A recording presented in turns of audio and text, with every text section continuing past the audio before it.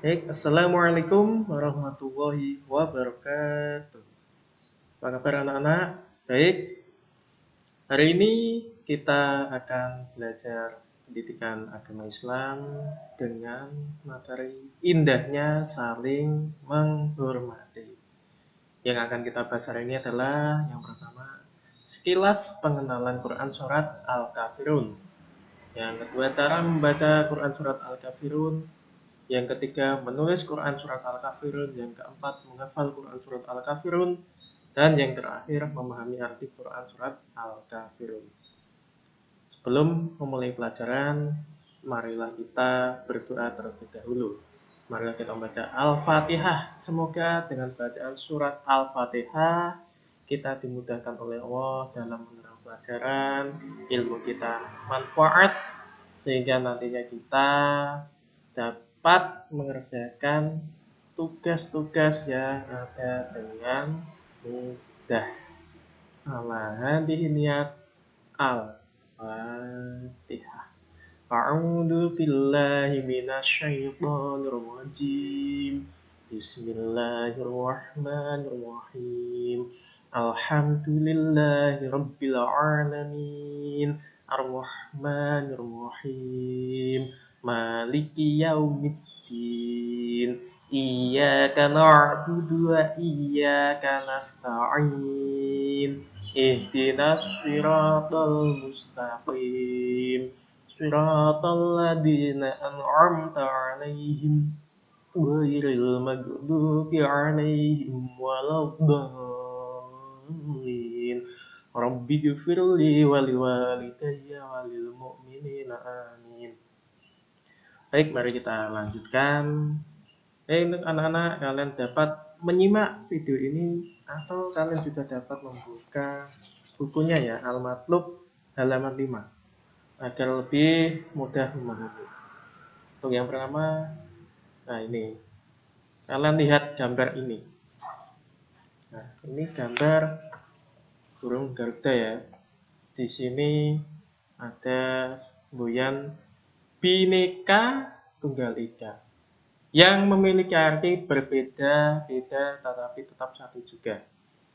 Baik berbeda suku, agama, atau keyakinan, tapi kita harus saling menghormati.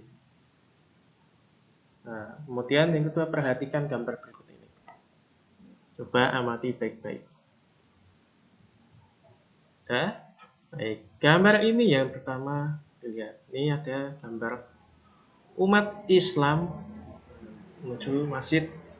Yang kedua, umat Kristen atau Katolik menuju gereja. Yang ketiga, ada umat Hindu menuju pura. Yang keempat, ada umat Buddha menuju wihara. Dan yang kelima, umat Konghucu menuju kelenteng.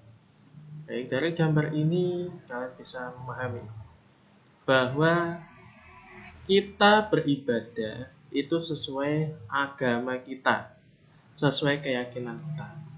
Nah, kalau umat Islam ya menuju masjid, Kristen ya atau Katolik menuju gereja, Hindu menuju pura, Buddha menuju wihara, Konghucu menuju kelenteng.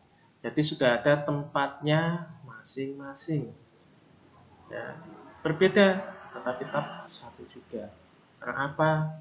Yang dituju adalah beribadah. Kalau kita beribadah ya pasti tujuannya yaitu kita memohon, kita berdoa, kita meminta kepada Tuhan yang Maha Esa. Jadi kita harus tetap saling menghormati, itu keyakinan mereka ya, keyakinan masing-masing. Kita sebagai umat Islam berarti ya harus beribadah ketika di masjid ya, minta pada Allah Subhanahu wa taala, Tuhan yang Maha Esa. Ya, Allah hanya satu. Selanjutnya, nah ini surat Al-Kafirun. Baik, jadi sambil membaca, lihat bukunya, sambil mendengarkan surat Al-Kafirun adalah surat ke-109. Jumlah ayatnya ada 6. Surat Al-Kafirun mengisyaratkan tentang pupusnya harapan orang-orang kafir Quraisy Mekah ya makna terhadap dakwah Nabi Muhammad SAW. Kenapa? Karena pada zaman itu Orang kafir Quraisy lalu mengajak Nabi Muhammad untuk menyembah agamanya, menyembah Tuhannya. Tapi Nabi Muhammad tidak mau mengikutinya karena umat Islam ya punya tata cara beribadah sendiri, beda dengan orang kafir Quraisy pada waktu itu. Mereka dipersilahkan beribadah menurut ajaran agamanya sendiri ya. Surat Al-Kafirun tergolong surat Makkiyah. Kenapa? Karena diturunkan di kota Mekah, yaitu sebelum Nabi Muhammad hijrah ke Madinah. Jadi itu alasannya kenapa disebut surat Makkiyah. Karena diturunkan sebelum Nabi Muhammad hijrah ke Madinah. Atau karena surat Al-Kafirun diturunkan di kota Mekah. Nah, diturunkannya sudah surat Al-Ma'un. Dinamai Al-Kafirun karena apa? Nah, diambil dari kata Al-Kafirun ya. Ayat pertama ya. Qul ya ayyuhal kafirun. Nah, diambil dari kata Al-Kafirun. Nah, ini menceritakan tentang Al-Kafirun ini tentang apa tadi? Tentang ajakan orang-orang kafir Quraisy yang mengajak Nabi Muhammad untuk pindah ke agamanya, untuk beribadah sesuai agama mereka. Tapi akhirnya Nabi Muhammad menolaknya.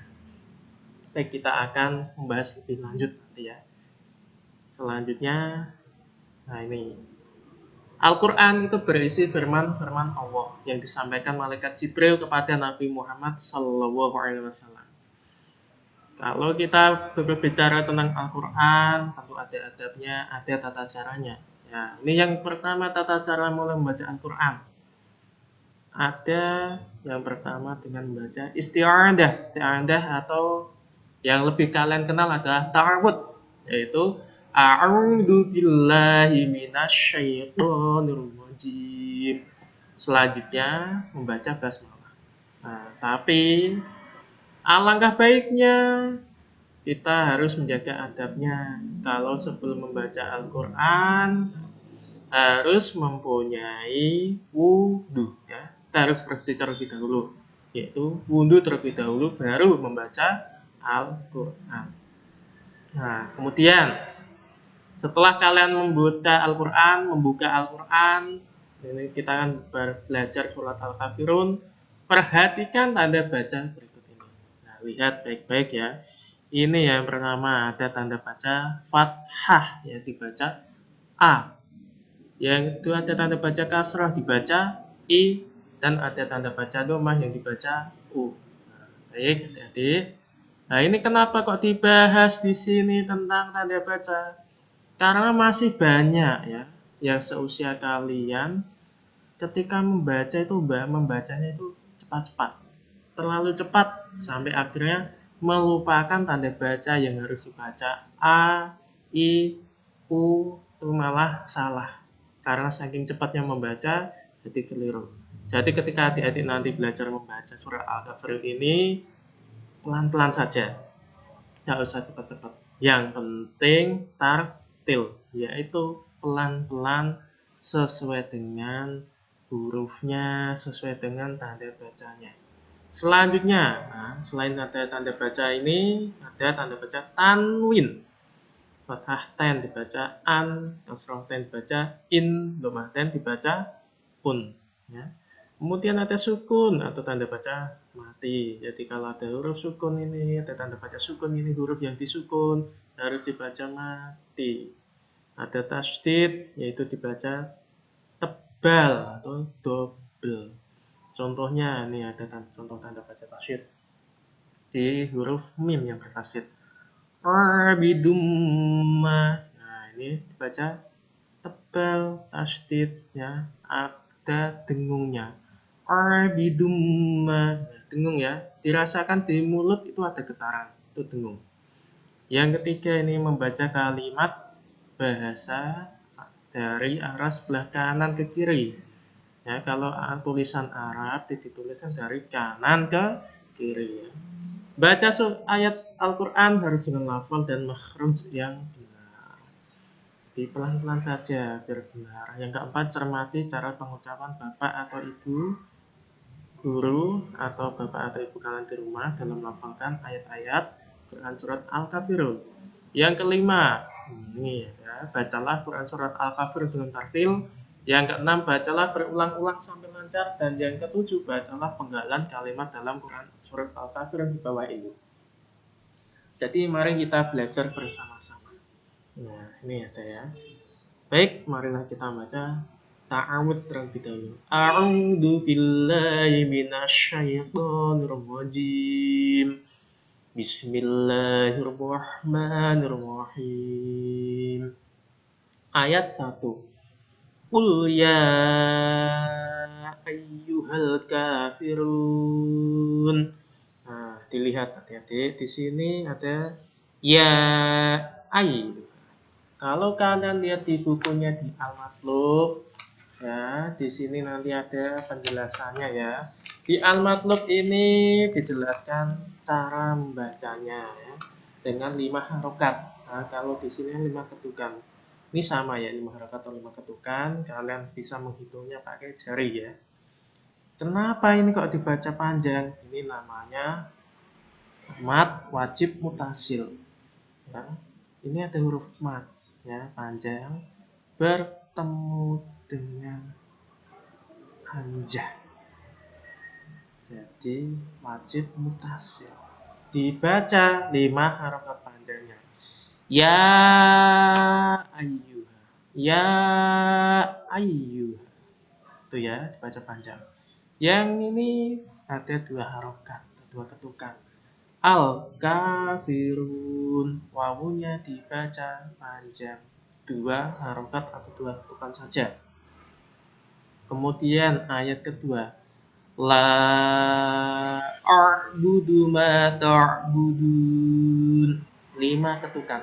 La a'budu ma ta'budun, sama tadi ya, 5 ketukan ya. Ini ada hamzah ya, di sini hamzah. Ini mad tadi bertemu dengan hamzah ya. Ini dinamakan kalau kita lihat di buku mad jaiz munfasil. Mad tabi'i, ini ya mad tabi'i bertemu dengan huruf alif atau hamzah dalam lafal yang berbeda. Ini tidak dalam satu kalimat. La sendiri, a'budu sendiri. Ini pisah ya. La a'budu ini terpisah. Jadi la-nya dibaca panjang. La a'budu. Kemudian ini tadi sama. Ma ta'budun. 2 harokat atau 2 ketukan saja. Sekarang kita lanjut ke ayat yang ketiga. Nah, kalau lihat di sini ada wala antum, dibaca 5 ketukan. Wala antum, 5 harokat, sama. Alasannya sama tadi ya. Ada matobi'i bertemu dengan hamzah, 5 ketukan. Kemudian kita lanjut lagi. Arbidu nama arbud ya. Ini dibaca panjang juga ya. Bedakan membaca hamzah dengan ain ya. Kalau hamzah kan tadi a, kalau ain ini r ya. Arbidu nama arbud. Jadi kalian harus perhatikan baik-baik panjangnya ya. Kalau tadi kalian sudah memahami harokatnya, ya harokatnya, sekarang kalian harus memahami panjangnya ya, harokat sama panjang. Arbidu nama arbud. Nah, ini ma arbud sama tadi. La wala antum ma arbud. 5 ketukan juga ya. Ini karena ada matobi bertemu dengan hamzah, ini matobi bertemu dengan hamzah. Ayat keempat sekarang. Nah, ini ada 5 ketukan juga atau 5 harokat. Wala ana. Lihat baik-baik. Kalau ada nun, setelah nun ada alif. Di atasnya alif ada tanda baca seperti ini ya, berbentuk bulat. ini tidak dibaca panjang, tapi dibaca pendek.